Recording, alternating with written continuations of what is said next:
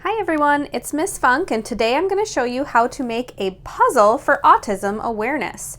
Alright, so right now I have my supplies here. Those are listed on the page that you found my video link in. Any coloring material that you have. I used crayons and a Sharpie for making my outlines. Sharpie's optional, you don't need this. I used a pencil to write my words first, and you're going to also be using a pencil on the back, pair of scissors, and your paper. I recommend choosing cardboard, and what I did was just grab a piece of cardboard out of the recycling bin, some granola bars here. This is pretty small. You can see it's just about the size of my hand, so it doesn't need to be a big puzzle or anything. It certainly can be if you want. You can make it as complicated as you'd like. But I just have this piece of cardboard that I've written my autism-inspired quote on, "Be bold, be brave, be you." This is one of the quotes that I have listed on that page again. And now what I'm going to do is show you how to cut it up into a puzzle. So what I'm going to do is flip over to the back side, and I am going to divide this up into a grid. So you can use something like a straight edge. I don't have a ruler with me, so I'm just going to grab a folder here. And you can divide it into rectangles or squares. You can also just freehand this step, and in fact, I think I'm just going to freehand this step. So using a pencil or a marker if you need to, because I know it's going to be a little hard to see, you are just going to be dividing your page. Yeah, let me go with marker because you guys aren't going to be able to see that very well. You're going to be dividing your page into a grid.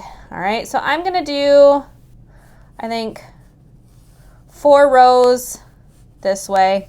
They're not perfectly even, that's fine. And then I'm just going to go right down the middle here. If you want to have a more complicated puzzle, you could make your grid have more rectangles or squares. Mine's just going to stay pretty simple, right, like this. All right, so now I have my grid. If I cut this up, it'll be pretty easy to put this puzzle back together because there's no pieces that stick together. So what I'm going to do is add those pieces that you kind of put the puzzles together with. So I'm going to make a half circle here, maybe one of these kind of shapes over here, another half circle right here.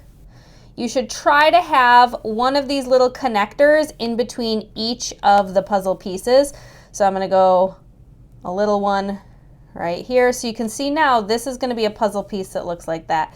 It's a little hard with these lines here. I'm just going to make an X to show myself not to cut right there. Okay, and then I'll put another piece here, another piece there. Well, that's going to be a weird puzzle piece, you guys. All right, X, X, X. Here. And finally, we'll do one right there. All right, so I've got my puzzle pieces mapped out. Let's see how this goes. When I cut my puzzle pieces out, I'm going to cut along the lines and make sure that I am not cutting away those spaces that I marked out.